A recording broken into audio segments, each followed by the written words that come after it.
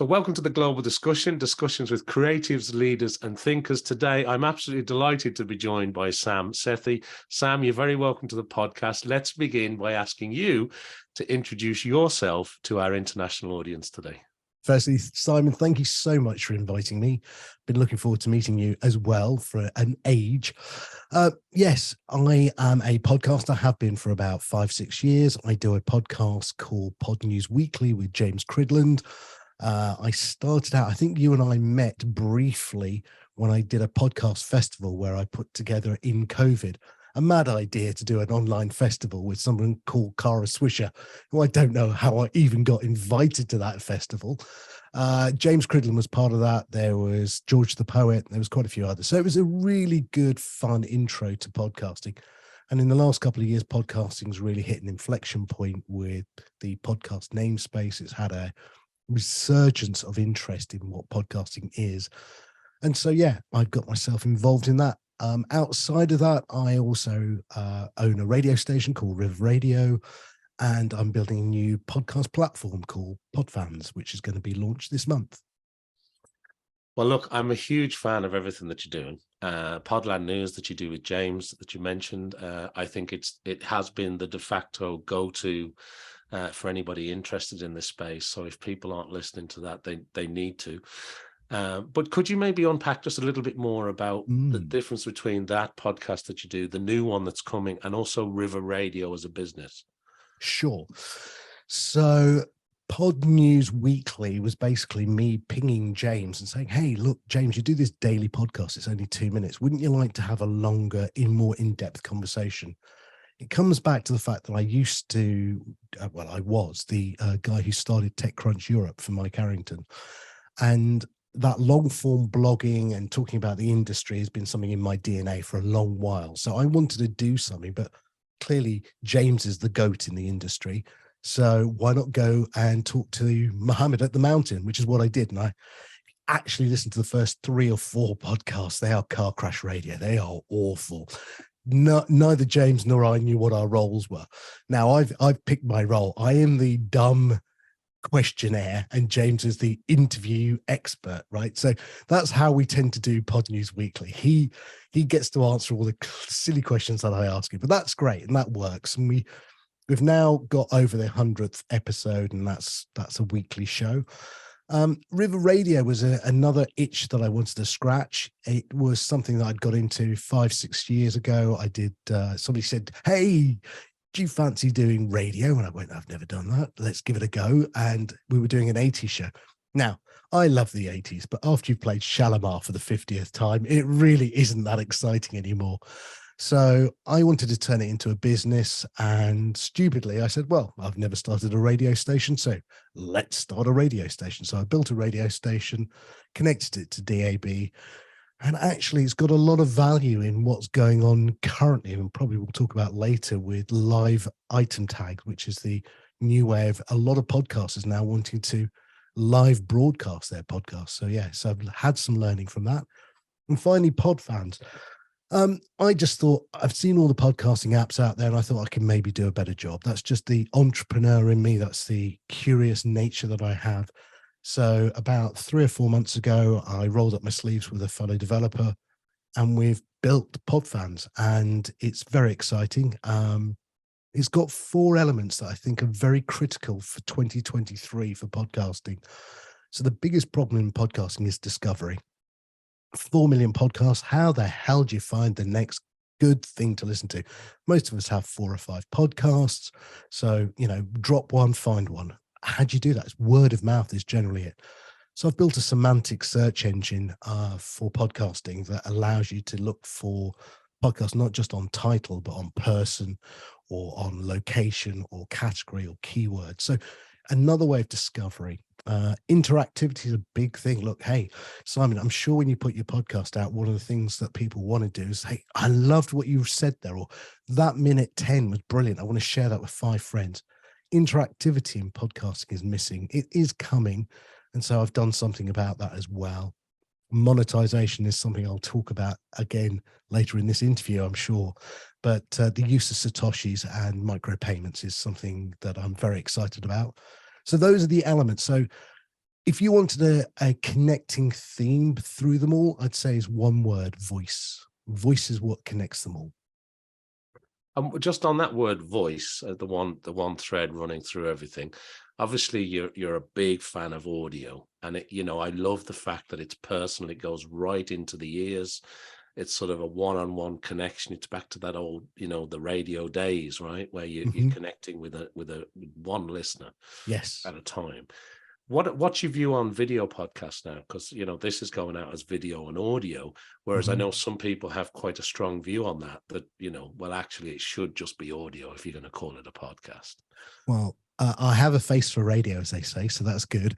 No, I don't have an issue. I think video is a natural evolution. I think the line between the two is blurring.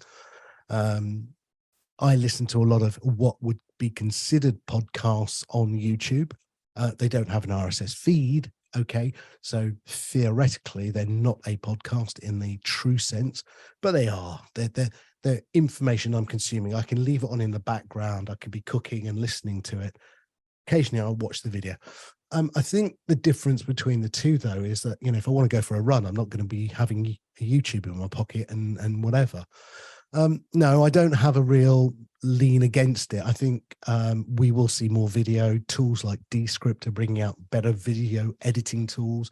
Adobe Beta just came out. So Podcast Beta has just come out.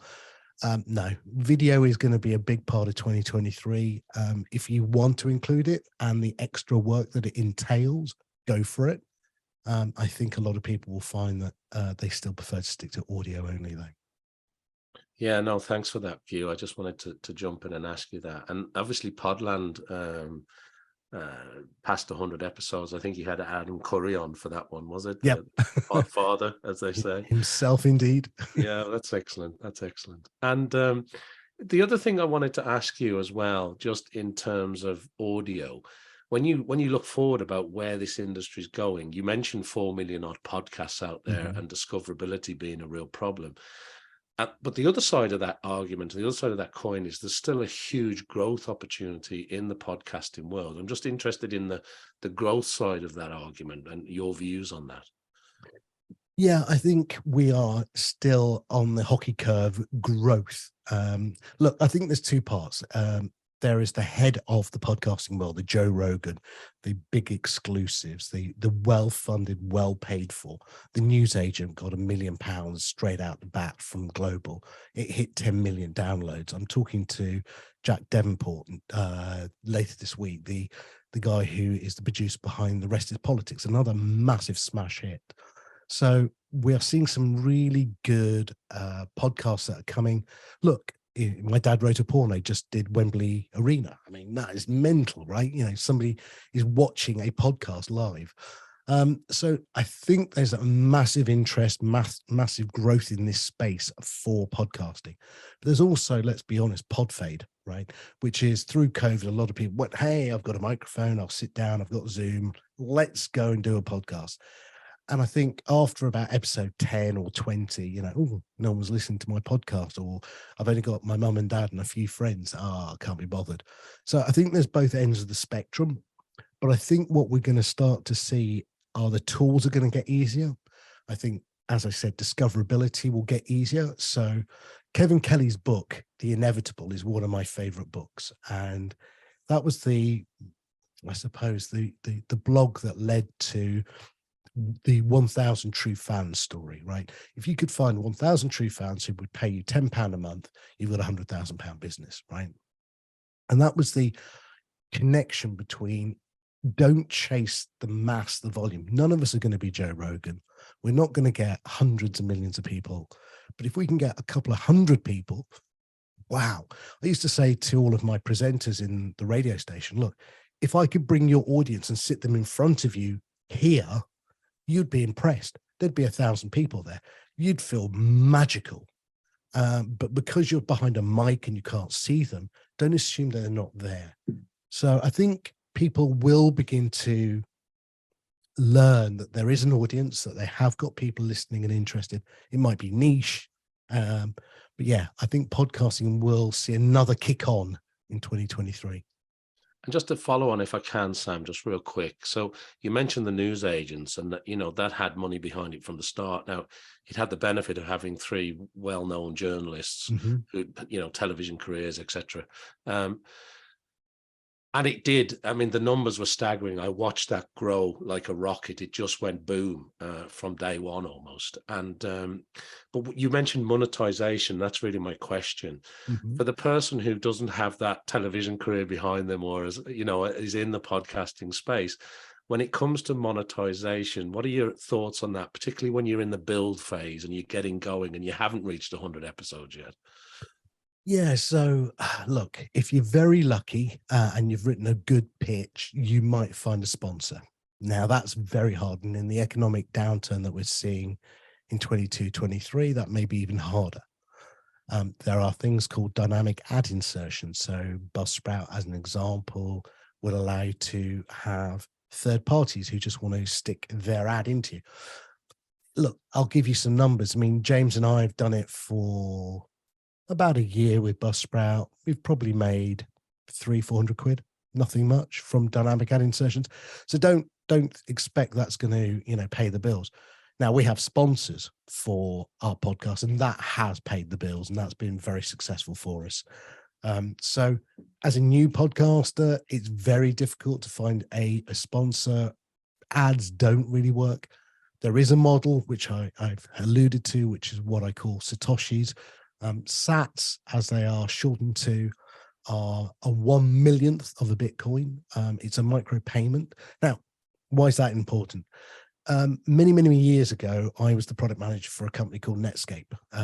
It was the original browser. Now, Mark Andreessen, who ran Netscape, said his one biggest mistake was never, ever creating the micropayment system. So because we didn't have it, the internet evolved into likes, hearts, thumbs up as a sentiment to give back to the creator. And then the way of monetizing was advertising. But had we got a micropayment system from day one, then actually, Simon, I could say at the end of this, I'm going to give you 1,000 sats, which might be, 70p, as a thank you for letting me be your guest and thank you for giving me the airtime. Now, that would have been a monetary model. Now, if you've got 1,000 people who do exactly the same thing, who listen to this show, that's 700 quid suddenly for an episode. Now, that's decent money. That is way beyond the £25 or $25 CPMs that you might get from advertising. So I'm very bullish about Satoshis and micropayments. The problem is it's new terminology. Look, jokingly aside, when I first started with Netscape, I went up to somebody and went, the internet's the next big thing. They went, what? What's the internet? Oh, look, http:// yes, www. Right, stick with it. We'll get there. We'll get there. Honestly, it's really easy. Most people didn't know what that meant, right? Now we do. In the same way, how do I find a digital wallet? What is Satoshi? What's a Satoshi worth compared to my actual fiat currency, my pound or dollar? How do I make that payment? What's in him? All that terminology is scary right now, but it will become simple. And I think people will adopt it. And even with the current sort of turmoil and crisis, you're still tracking that through and saying, look, I think it's just the turmoil before the calm. I suppose we're in the eye of the storm. It feels when it comes to micropayments at the moment. Yeah, look, Web 1.0 had a massive crash, right? There was Pets R Us and all these sorts of crazy valuations around companies. And in that 1.0.com crash, as it was called, came Google, came Amazon, came Facebook, came Twitter.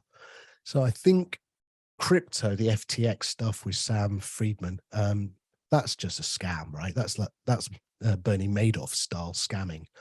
I think all these Doge coins and other coins, they're a scam. Bitcoin, though, is a stable 21 million fixed currency. And I think we will begin to see that evolve naturally. And I think, people are going to realize that there's a way of creating a podcast, having listeners listen to it, and instead of giving them a thumbs up or a heart, giving them a value payment of a micro payment called a Satoshi, which actually has real value. Yeah, it's a very exciting space for sure. And in terms of your own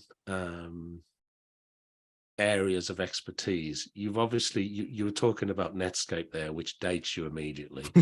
And you were talking about the, explaining the internet, but I think back then we called it the information superhighway. I don't even think Oh we used the yes. term internet.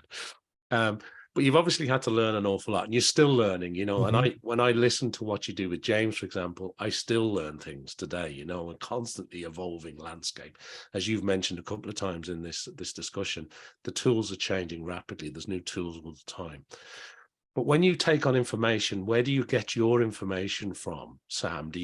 Is it books that you read? Is it white papers? Are you, scouring the web? Are people sending you things? And then also, how do you like to take on information? Are you because you're an audio guy, do you like audio books? Do you like the written word, or are you just reading stuff on a browser?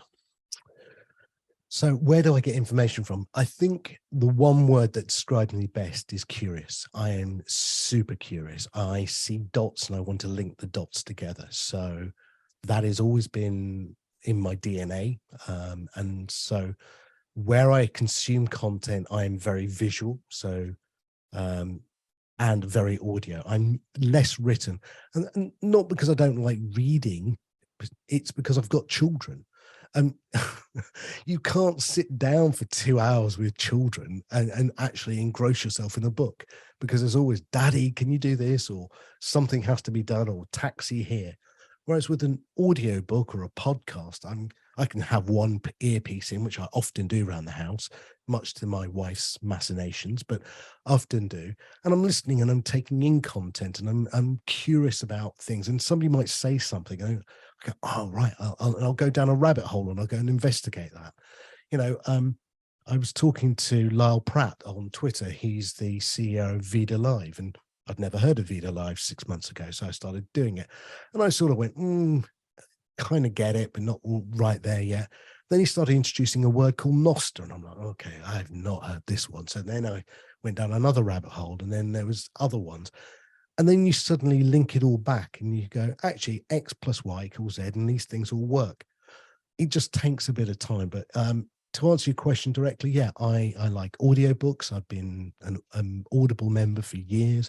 Podcasts, I love them. And yeah, video is also very keen. The quickest way for me to learn is to watch, not to listen or to read. Yeah, thanks, Sam. Throughout your career to date and the journey that you're on, you must have had people that have inspired you along the way, people that you admire. Now, that could be going back as far as your childhood, or it could be somebody sort of more recently. But when I throw that question at you, who immediately springs to mind? My dad. My dad gave me two qualities: honesty and transparency in everything. People can deal with good or bad news when they know that it's honest, right? So my dad's probably the top of my tree for inspiring me. But in terms of in the industry, I think when I read Steve Jobs' book from Walter Isaacson, that was quite inspiring. He's adopted, I'm adopted, he's left-handed, I'm left-handed. I've nothing to do other than that with Steve Jobs. But that's about it. But no, I'm saddened by somebody like Steve Jobs' early death, because I know that there's a product that he would have brought to market that I would be using now that would have changed my life, because he was that much of a genius, right? Bill Gates, I worked for Microsoft as well, but Bill Gates wasn't the inspiring genius. He was a Tim Cook, right? He was great at taking stuff and operationalizing it and monetizing it at a scale. But I don't believe that Bill Gates actually came up with anything that I went, oh my God, right? Whereas Jobs did. And I think that would be, probably Steve Jobs would be my person that I would look to most. I think he created something for all of us, and it still resonates. I think having your father and Steve Jobs, I think they're very much acceptable. The Walter Isaac book was quite a tomb to get through, but it was a great read. Yeah. Audible, just do it as an Audible. Yeah. Well, like you, I'm a big long-term Audible fan, and I'd be lost without it, because particularly as you mentioned with children and the busy lifestyles that we all have, it's great just to be able to listen to something while you're doing something else, isn't it? It's a great time. Absolutely. The other thing I wanted to ask you about was advice. So not so much the inspiration, but the advice that you've received along the way. Has there been anything that somebody said to you that stuck with you that you still use today? Or do you find yourself passing a particular piece of advice on to others because you believe in it so much? Yeah, just do it, right? My favorite expression is called "go ugly early." It used to be my nightclub DJ pulling technique, "go ugly early." No, I'm only joking. Uh, Often people will procrastinate on producing something or delivering or doing something because they're scared that they're going to get seen as a failure, or they won't achieve it, or whatever it may be. And I've always said to people, go ugly early, which means just do something, right? Because by the time you've got that learning under your belt, you will be ready to learn the next stage and the next stage. You will become a so-called expert by just doing it often, right? I'd never connected a roadcaster to a piece of software called BUT, which stands for broadcast using this thing. I'd never done anything like setting up mics. I'd never done DAB, but I sat down and just did it, right? And I watched videos and I learned and I learned and I learned and I got it right. Same when I started podcasting. I'd never done a podcast. I didn't know what mic. You know the standard question, Simon. What's the best mic should I get? How long is a podcast? Blah blah blah. Look, all of those. All of us have been through that. But so yeah, my only advice to, well, I've got two teenage children. Well, one's in their 20s. I say, be curious and go ugly early. Yeah, just do stuff, right? Because there's no failure. Yeah, I think in the software world, we used to call it, you've got to ship, right? You're not Yeah. really a business until you ship the software or you push the product out. And it is interesting because I was talking to somebody recently about this, that the learnings that you get while in motion are completely different to the learnings before you begin. So Yes. I totally get that. As we record this, Sam, we're looking at a year ahead. I'm interested now because you mentioned you've got this new thing that you're progressing. You've obviously still got the successful podcast that you have. You've got the radio station. But what's taking up your mental capacity over the next 3, 6, 9, 12 months? What are you focused on? What are you thinking about the most? So over that short term, 3-6 months, it will be Podfans. We're launching it at Podcast Movement in Las Vegas, which is where the event is.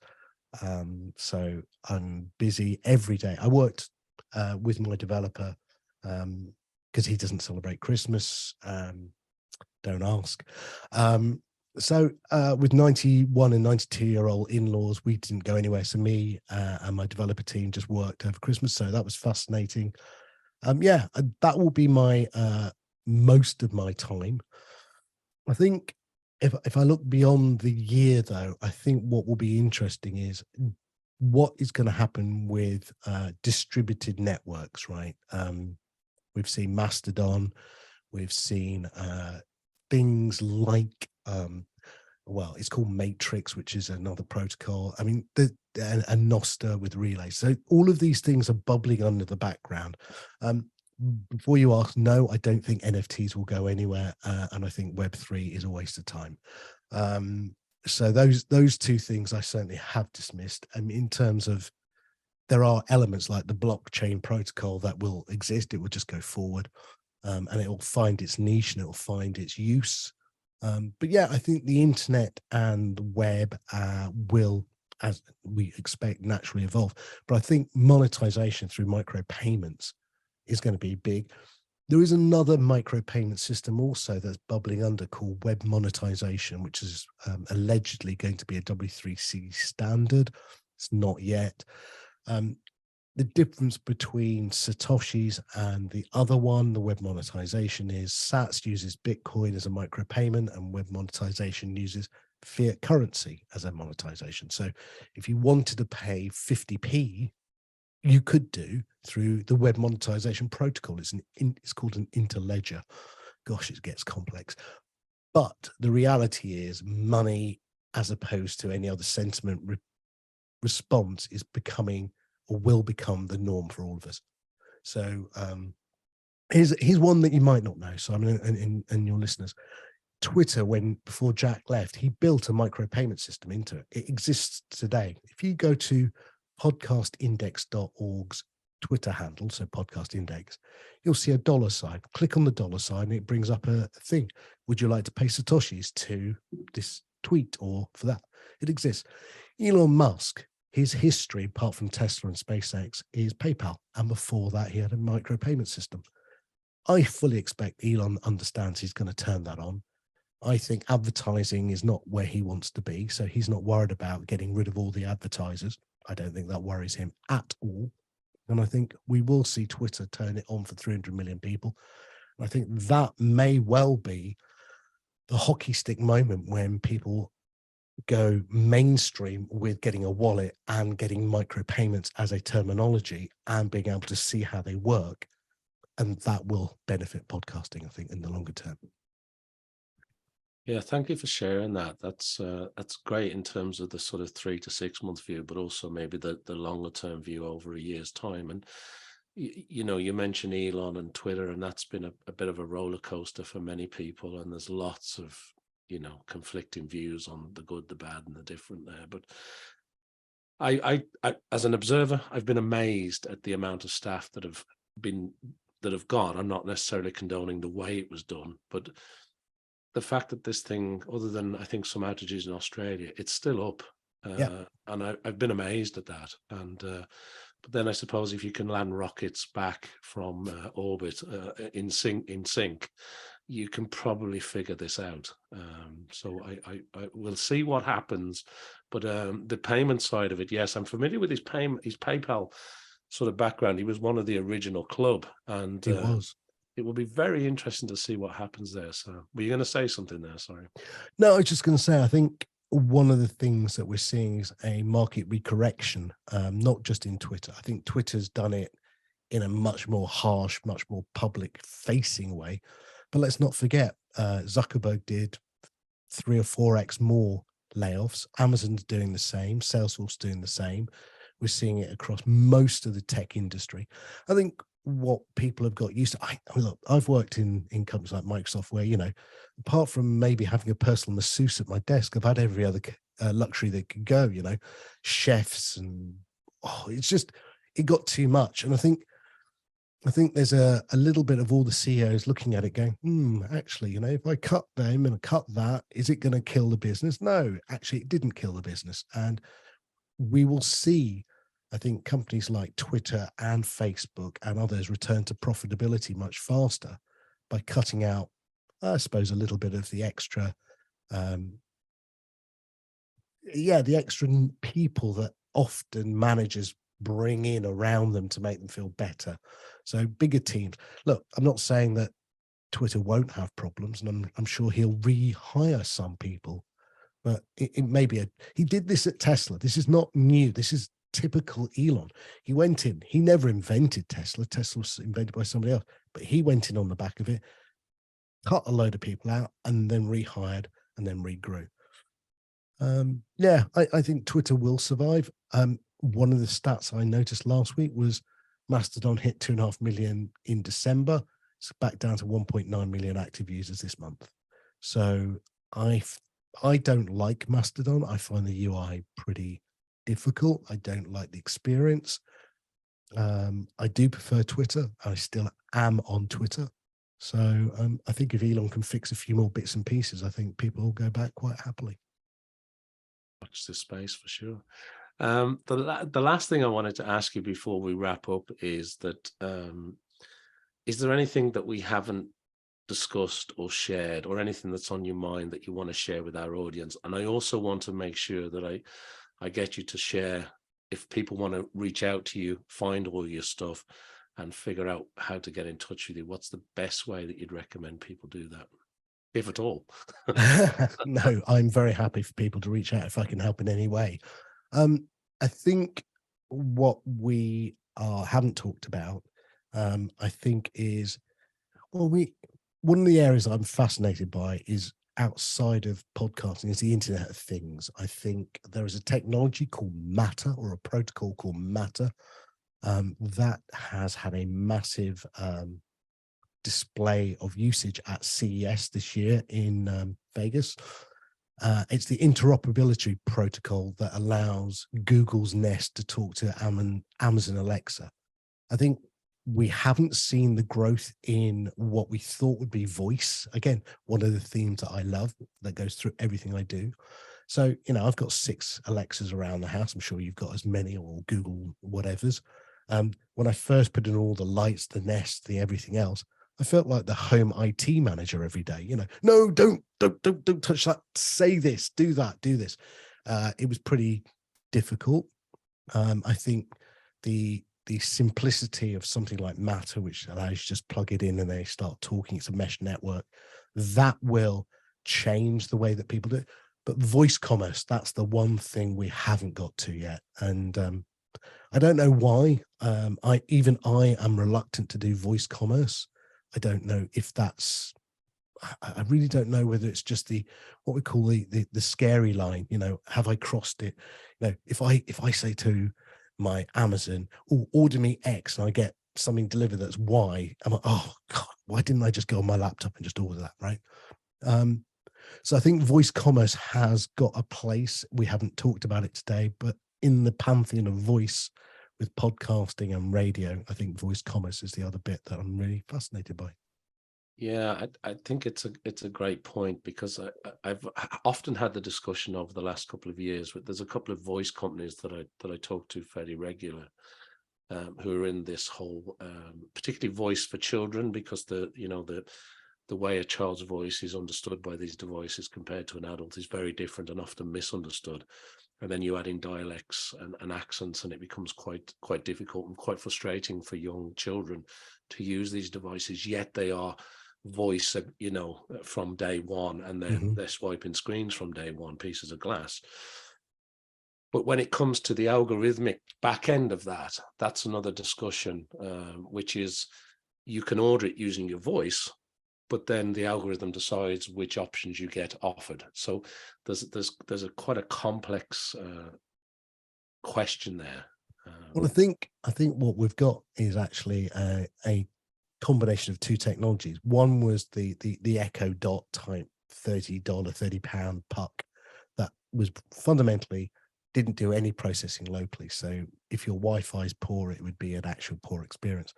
But we've just seen with ChatGPT and with a whole bunch of AI tools, how AI is actually advancing again.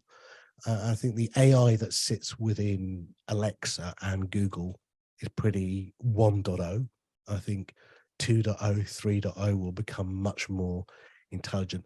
I think the biggest worry for Google is AI. I'll give an example. If you and I wanted to find the local Chinese restaurant tonight, I go into google.com, type it out, 10 restaurants come up, 15 ads around the side. That's a lot of screen real estate that Google can monetize on. That's their core business. But you go to your Google voice, or you go to your Amazon Alexa and say, what's the telephone number for the local Chinese? You only get probably one answer, best maybe 2. Well, where can Google monetize that? How do they actually get value out of that? Because all you do is you get given the answer. Now you add something like ChatGPT type AI behind that, and it's actually a better answer. The number is this, but I can do this and I can do that. Great. Suddenly Google's core business, their search advertising business, where's that going? So I think AI is going to be massive. But I also think it's also quite scary. I do genuinely think it's one of those technologies that we have to be very careful on. Not because I think it's going to be the massive overlord that we all work for in the future, like I Am Robot, but I think it's more a case of we're going to trust the AI to give us content back that it isn't verified. You said it yourself, right? If we get back an answer from a voice AI, do we accept that that's the gospel? That's the one given answer. We know that it's not one given answer. And also, we know that there'll be bias in it. Hang on a minute. What if Amazon's answer to the question, what's the best battery, is Amazon Basics every time? Well, that's not true. So yeah, I think we've got a lot to think about, but I think look, forget all the negatives. The positive for me, I've been in this industry 30 years, and every year when you think you've seen it all, you get more, and it comes and it keeps coming, you know, and I love it. So bottom line, I say voice commerce is probably something that hasn't evolved, but it might do. AI is certainly going to help it. Yeah, long may it last. Yeah, and I think your points about like Chat GPT that we're all talking about and playing with at the moment. We saw some interesting news from Microsoft very recently in terms of their development with it, and we also see things like the US school system pushing back enormously in certain districts because of, you know, back to your point, well, can you trust the information? So it's going to be very, very interesting, and I think the next, you know, step of that, the next stage of that, is somewhere between mind-blowing and extremely scary, but I'm looking forward to it. Yeah, I'd say that's exactly where it is, between, oh my God, that's more intelligent than I am now. Yeah. But I'll go back to my one thing. If you know, if I had an epitaph, I've always said there's either two things going to be in my epitaph. One, play it again, Sam, would be my strapline. Or, you know, God, he was curious, right? You know, and that would be the thing. Curiosity, I think, is the one gift you can give to anybody. You know, if they can become curious. And I think with children, the problem is I've got one of my younger children doing her A level. She's not curious because she's being forced to learn to pass an exam, right? The answer is there already. She knows what the answers are, but she has to shoehorn that into a question. What would be, and we've seen this with ChatGPT, the answer is there at ChatGPT. It's actually, what is the question we ask? And actually it's spun on its head. Knowing what to ask is much more the intelligent thing now for humans to do, not find the answer. I couldn't agree more. And well, look, you know, of all the podcasts in all the world, I'm glad you decided to do this. No, thank you. But if people want to reach out and get in touch, where are you sending people to these days?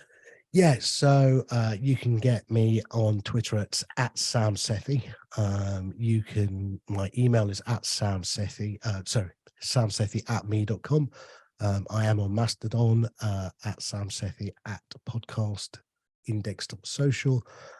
Look, just type Sam Sethi on the internet, you'll find me. I have been around a while, and the good, the bad, and the ugly of me is out there, but you'll find me how to get to me. Yeah. Well, Sam, listen, that brings us to the end of this episode. I could talk to you for a long, long time. We could keep going for this for hours and hours and hours, but I'm sure that this will be an episode that people come back to and listen to, because there's been some great points raised in this. And thank you so much indeed for doing the global discussion. Thank you for inviting me. Thanks to everybody who is listening to this, or maybe even watching it. We certainly do appreciate it. Make sure you follow, like, subscribe, do all the stuff you do with podcasts. And I hope to see you back here for more discussions with creators, leaders, and thinkers. Thank you so much, Sam. It's been an absolute pleasure to catch up with you. And you, Simon.